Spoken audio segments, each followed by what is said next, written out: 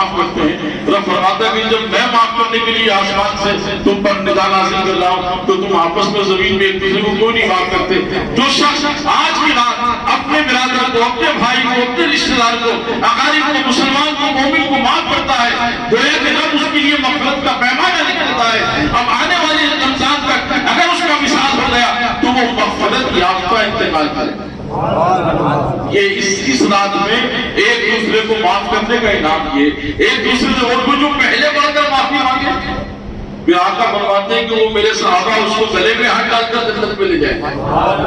کیونکہ تم دنیا میں بدلگیر ہو رہے ہو تو صحابہ وہ پھر وہ کہیں گے میں عبداللہ بن معاذ ہوں، میں معاذ بن جبل ہوں، میں علی مرتضیٰ ہوں، میں حضرت حسنین کریمین ہوں، میں صدیق اکبر ہوں، میں فاروق اعظم ہوں۔ آپ کی آنکھیں، آپ کا وجود حیرت جائے گا، یا اللہ یہ فاروق اعظم ہی جو گلے لگا رہے ہیں، یہ صدیق اکبر ہی جو گلے لگا رہے ہیں۔ اب کسی صحابی نے پوچھا یا رسول اللہ اربوں کی تعداد انسانوں کی ہوگی اور آپ کے صحابہ کی تعداد اگرچہ 10 ارب انسان ہوں گے تو 1 لاکھ صحابہ، فرما 1 لاکھ صحابہ 10 ارب لوگوں سے جتنے امت مصطفیٰ ہیں، ایمان والے ہیں، جنہیں جنت کا پروانہ مل چکا ہے، ہر امتی سے ہر صحابہ ایسے بغل کی ہوگا جیسے 10 آدمی سے بغل کی ہوتا ہے۔ دوستان مگر کی فیضان اس رات کا آج ہمیں اللہ تعالیٰ نے مکمل قرآن سننے کی نعمت سے نوازا۔ جو دعا مسجد سے باہر نکلنے سے پہلے آپ آج مانگو گے اللہ تعالیٰ فیضان عطا کرے گا۔ کوئی کسی کی دعا کا آج کی رات محتاج نہیں، سب کو اختیار دیا گیا ہے کہ آپ کو رب کی بارگاہ میں رب کی رضا کے لیے نمازیں پڑھی، تلاوت کی، تراویح پڑھی، قرآن سنا تو تمام کو ہر شخص کو اتنا ہی فیضان عطا ہوگا جتنا ایک صاحب وقت کو، صاحب مسلک کو، صاحب مصلی کو، صاحب ایمان کو ملتا ہے۔ اور مبارک ہے وہ سارے لوگ، اور بہت افسوس یہ ہے کہ یہ رات جو گزر جائے گی تو کل سے میرے ایک عجیب سی کیفیت ہوگی اور چاہنے والوں کے دل و دماغ پر ایک حسرت و یاس کا عالم ہوگا، ایک عجیب سے انتظار کا عالم ہوگا کہ بڑا ایک وقت گزر رہا ہے۔ اب یہ 3 کل جمعۃ الوداع کی اس سال رب کا فیضان کتنا عظیم، شب قدر بھی رکھی تو شب جمعہ میں رکھی، 1000 مہینوں کی عبادت سے افضل۔ اب اس میں 1000 مہینے کتنے سال کے ہوتے ہیں؟ ہے کوئی اس مسجد میں کمپیوٹر کا تیز اسپیڈ سے سمجھنے والا؟ یہ لائیے میں دنیا کی تمام آرائشوں، دنیا کی تمام تعلیمات سے واقف نہیں، میں بتا دوں 83 سال 4 مہینے کی مکمل عبادت ایک رات میں دی جا رہی ہے۔ ہمارے اندر کوئی ایسا جو اس وقت 83 سال کا ہو اور جس کو 1000 مہینے کی مکمل عبادت کا ثواب اس ایک رات کی برکت سے عطا ہوگا؟ صحابہ کا مجموعہ ہے، تمام صحابہ بیٹھے یا رسول اللہ، پچھلی امتوں کی عمریں کسی کی 400 سال، کسی کی 600 سال، کسی کی 1000 سال ہوتی تھی، ان کو اتنی بڑی بڑی عبادت کی امت جو جن نبیوں کی امتیں تھیں، اسلام پر تھیں جو امتیں، ان کو اتنا سارا انعام ملتا تھا۔ اور ہماری عمریں تو مختصر 180 کے اندر سب سلسلہ ہو جاتا ہے۔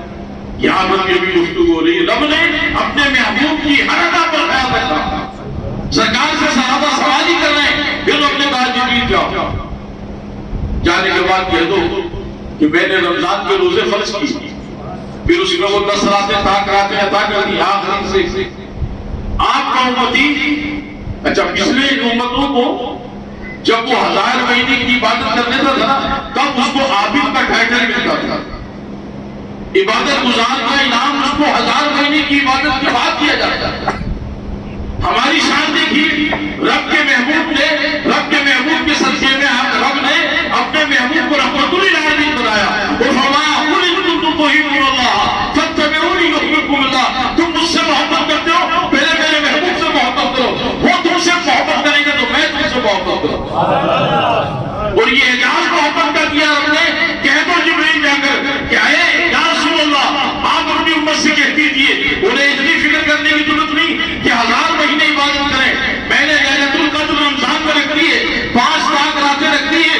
جو لوگ ان 5 راتوں میں جاگ کر عبادت کر کے مجھے تلاش کر عبادت، طاق رات میں شب قدر تلاش کرے گا، عبادت کرے گا، میں اسے 1000 برس کی عبادت کا مکمل ثواب دوں گا، 1000 مہینے کی عبادت کا مکمل ثواب دے دوں گا۔ تو دوستو ایک رات میں عابد کا ٹائٹل مل رہا ہے، عابد ہونے کا اعزاز مل رہا ہے، یہ امت سرکار پاک صلی اللہ علیہ وسلم کی امت ہونے کا کی شان ہے ہمارے لیے کہ ہمیں اس فیضان سے نوازا جا رہا ہے۔ دوستو ہر سال پھر ہمیں یہ ملتا ہے، کسی نے 20 برس تک عبادت کی، 20 سال تک رمضان اسے نصیب ہوئے، مسلسل اس نے تراویح روزے افطار کی، تو 20 مرتبہ اسے 20 مرتبہ یہ موقع ملا 1000 مہینے، تو 20,000 مہینے ہو گئے 20 سال، کسی نے 30 برس، کسی نے 10 برس، جس برس جتنے سال جس نے مسلسل اس طرف توجہ رکھ کر اللہ کی عبادت و رضا حاصل کی، اس کے لیے یہ ایسی فیضان.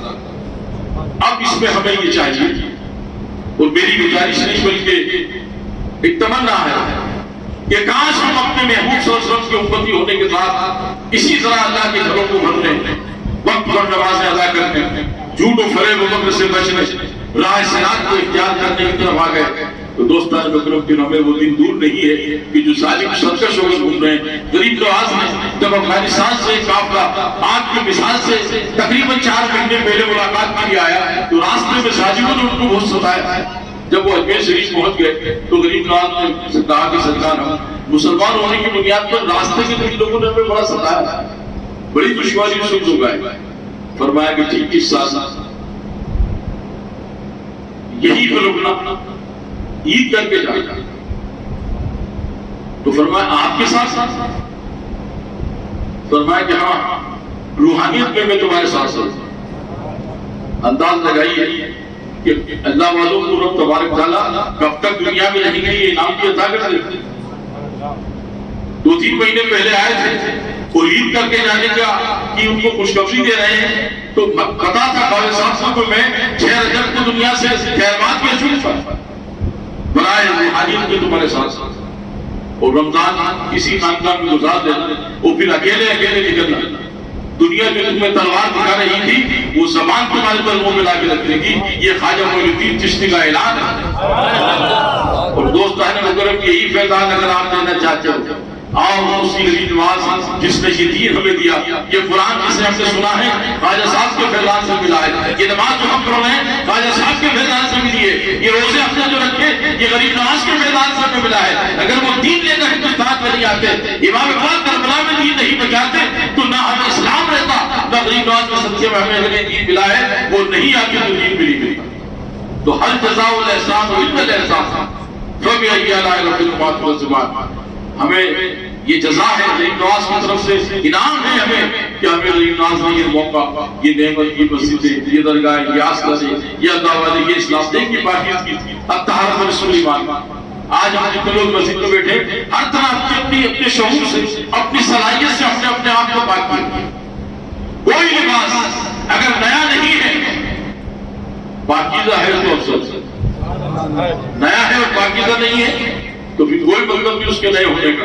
صوفیاء کرام فرماتے ہیں کہ نئے کپڑے کو بھی دھو کر پہنا کرو. ہو سکتا ہے کہ وہ جن مراحل سے گزر کر کے بننے کے درمیان، جن مراحل سے گزر کر کے کسی کے ہاتھ ٹیلر کا ہاتھ نہ جانے کس طرح سے رہا تو دھو لیا کرو. جب تم دھو لو گے تو پاک ہو، اور پھر اس کی برکتیں الگ ہوگی.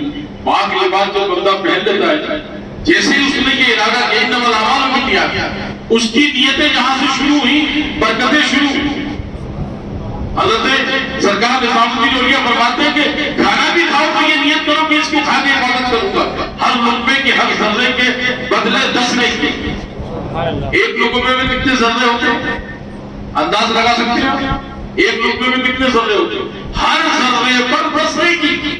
اس نیت سے کہ میں کھانا کھا کر عبادت کروں گا، میں پانی پی کر بندگی کروں گا، میں بستر لگا کر ذکر کر کے سو کر اٹھوں گا تو اللہ کی عبادت کروں گا. تو جتنی سانس نیند میں لے رہے ہو آپ، حدیث پاک کے الفاظ ہیں کہ جتنی سانسیں نیند میں لے رہے ہیں، ہر سانس پر 70 مرتبہ اللہ پڑھنے کا ثواب دیا جاتا ہے. صوفیاء کرام کی بارگاہ میں آ کے دیکھو، ایک مرتبہ حضرت داتا گنج بخش کی بارگاہ میں ایک شخص نے اسلام قبول کیا، اور اسلام قبول کرنے کے بعد اس کو تمام تر نمازیں، تلاوت، قرآن سکھایا گیا، اور سکھانے کے بعد جب کمپلیٹ ہو گیا تو فیصل آباد ایک علاقہ ہے پاکستان. اب تو چونکہ وہ پارٹیشن ہو گیا تو ہندوستان پاکستان الگ ہے، فیصل آباد کا ایک علاقہ اردو کا انتقال ہو گیا. تو وہ بدیع الدین لاہوری، اس کا نام رکھا گیا حضرت محمد بدیع الدین. اور داتا صاحب کے مرید ہے، اس کا مطلب غریب نواز نے بھی ان کے آسمانے پر حاضر دیے. داتا صاحب کے ہاتھ پر اسلام قبول کیا. اس سے پہلے اس کا کوئی اور نام تھا لیکن جب اسلام قبول کیا تو بدیع الدین ہو گیا. اور جب بدی الدین ہوا تو فیصل آباد کے کتب کا انتقال ہوتا ہے، وصال ہوتا ہے 4 مہینے کے بعد۔ حضرت داتا صاحب کے پورے ایشیا کے غوث ہو جاتے، حضرت اسرائیل حضرت خضر علیہ السلام تشریف لائے۔ غوث کا پاور دیکھیے کہ خضر علیہ السلام کو آنا رہتا ہے اس کے پاس، فلاں کتب کا وصال ہو گیا ہے، اے داتا صاحب گنبخش لاہوری کسے بھیجنا ہے؟ تو وہاں تو 1.5 سال سے چندہ کشی کرنے والی ٹیم بیٹھی ہوئی تھی۔ آپ نے اپنے تمام مریدین کو یہ بتانے کے لیے کہ داتا سے وہ علی حجوری کے وہ ہاتھ کھلا دے، غوث کے ہاتھ سے جس کا ہاتھ بن جائے وہ قرآن فرمایا ید اللہ فوق ایدیہم، واپس سے جب تم کسی پیر کے ہاتھ میں ہاتھ دے دیتے ہو پھر تمہاری دنیا وہیں سے تبدیل کر کے تمہیں راہ صراط پر پڑا دیا جائے۔ آپ نے فرمایا پھر تازہ ترین ایک پھل حجوری کے باغ میں لگا ہے جس کا نام بدی الدین لاہوری ہے۔ تو حضرت خضر فرماتے ہیں کہ اے ابو عثمان، انہوں نے تو ابھی 4 جگہ اسلام پہلے اسلام قبول کیا ہے، فرمایا آپ رب سے پوچھ لیں مطلب اس کا مرتبہ کیا؟ حضرت خضر علیہ السلام نے ندا کی کہ مولا عثمان بن علی حجوری بدی الدین جو 4 مہینے پہلے مسلمان ہوئے تھے ان کو قطبیت کے منصب پر فائز کر رہے ہیں۔ تو ندا آتی ہے کہ اے خضر 4 دن بھی کام ہو چکا تھا اس کا، وہ علی حجوری کی زیارت نہیں اس کو کتب بنا دیا تھا، 4 مہینے تو اس میں ایشیا پریکٹس کر لی ہے، اب ہم اس کو خالی فیصل آباد میں نہیں اس پورے ضلع کا کتب بنانے کے لیے آیا، جاؤ اسے لے جاؤ۔ تو دوستان مطلب کی نگاہ غنی میں وہ تاثیر دیکھی، بدلتی زمانے کی تبدیل دیکھی، جب اللہ علیہ نظر کرم فرماتے ہیں ایسے فرماتے ہیں۔